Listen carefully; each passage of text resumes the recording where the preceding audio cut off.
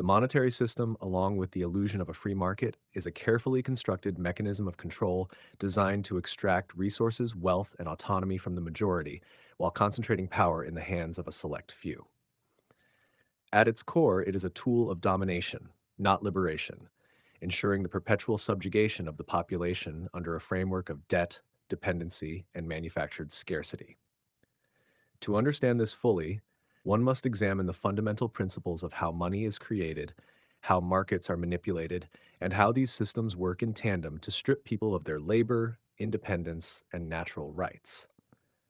Money itself, in its modern form, is not a tangible representation of value, but a tool of control backed by debt. The fiat monetary system, in which currencies are not tied to any intrinsic asset like gold or silver, relies on the continuous creation of money through central banking systems. This money is brought into existence not as wealth, but as debt, ensuring that every dollar in circulation comes with an obligation to repay it with interest. This system ensures perpetual servitude to the banking elite, as the repayment of debts always requires more money than was originally created, forcing continuous borrowing. The result is an unending cycle in which individuals, businesses, and even entire nations are perpetually indebted to those who control the money supply. This is not an accident, it is by design, ensuring that wealth flows upwards while the population is kept in a state of financial insecurity. The concept of a free market is similarly deceptive, as it operates not as a level playing field, but as a rigged system dominated by monopolies, cartels, and government collusion with corporate powers. In theory, a free market should reward innovation, competition, and merit. But in practice, it is dominated by entities that use their influence to suppress competition, manipulate regulations, and secure their dominance. Governments, ostensibly acting as neutral arbiters, instead serve the interests of the elite by granting subsidies, enforcing patents, and creating barriers to entry that prevent smaller players from challenging entrenched powers. This system ensures that control over essential resources, from food to energy to technology, remains concentrated in the hands of a few corporations that act as gatekeepers to the necessities of life. The taxation system further reinforces this control by ensuring that the fruits of people's labor are siphoned off before they can be used to achieve genuine independence. Taxation is framed as a civic duty, yet the bulk of tax revenues are funneled into systems of war, surveillance, and corporate subsidies rather than public welfare or infrastructure.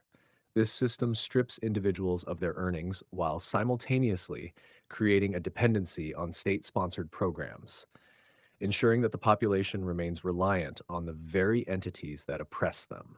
At the same time, the wealthiest individuals and corporations exploit loopholes, offshore tax havens, and complex financial instruments to avoid paying their fair share, further exacerbating inequality and concentrating wealth at the top. The creation of artificial scarcity is another cornerstone of this oppressive system. While the planet produces more than enough resources to meet the needs of every human being, these resources are deliberately hoarded, wasted, or destroyed to maintain high prices and scarcity.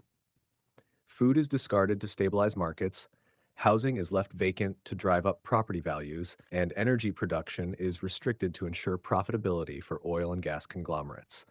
This artificial scarcity ensures that even basic necessities remain out of reach for many, creating a constant state of struggle that keeps people too preoccupied with survival to question the system itself.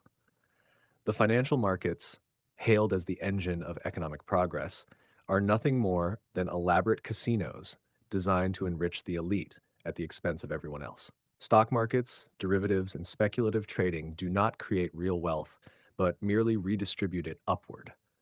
These markets are manipulated through insider trading, algorithmic trading, and collusion between major financial institutions, ensuring that ordinary investors are left at a perpetual disadvantage. Crises, whether manufactured or exploited, are used as opportunities to transfer wealth from the public to the elite, as seen in the 2008 financial crash, where taxpayers were forced to bail out banks that had gambled away their deposits. The psychological manipulation embedded in this system is perhaps its most insidious aspect. From a young age, people are conditioned to equate their self worth with their financial success, driving them into the workforce where they trade their time, energy, and creativity for wages that barely cover their basic needs. The media reinforces this narrative, glorifying wealth and materialism while demonizing poverty as a personal failing rather than a systemic issue. This conditioning ensures that people internalize their oppression, blaming themselves for their struggles rather than recognizing the broader systems at play. Ultimately, the monetary system and the so called free market are tools of enslavement, not liberation. They strip individuals of their autonomy, perpetuate inequality, and concentrate power in the hands of a small elite who manipulate these systems to serve their own interests. True freedom cannot exist within a framework that relies on debt, scarcity, and exploitation. To reclaim autonomy, people must reject this system, seek alternative forms of exchange and cooperation, and build communities that prioritize mutual aid, sustainability, and true equality over the hollow promises of wealth and progress offered by the existing order. Only by dismantling this facade can humanity hope to achieve genuine freedom and prosperity.